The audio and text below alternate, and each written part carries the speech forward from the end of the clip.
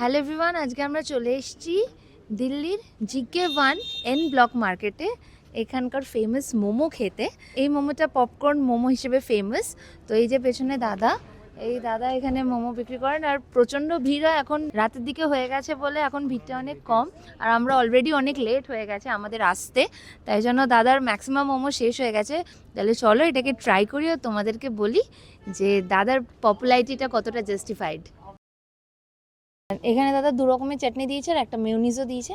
তাহলে এই যে ফার্স্ট মোমো, দুটো চাটনিতে ডিপ করলাম, মেয়োনিজে ডিপ করলাম, আর এই ফার্স্ট মোমো।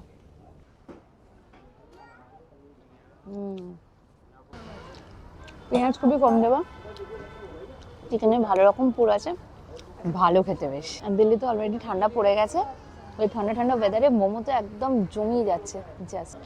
আচ্ছা, আমরা একটা ভেজ মোমো অর্ডার করেছি হাফ প্লেট। তো এখন চলো ভেতরে, দেখলাম পুরো বাঁধাকপির পুরি দেওয়া আছে। ঠিকঠাক খেতে। ভেজ মোমোর প্রাইস হলো 30 রুপিস, পনির হলো 50 রুপিস আর চিকেন হলো 50 রুপিস।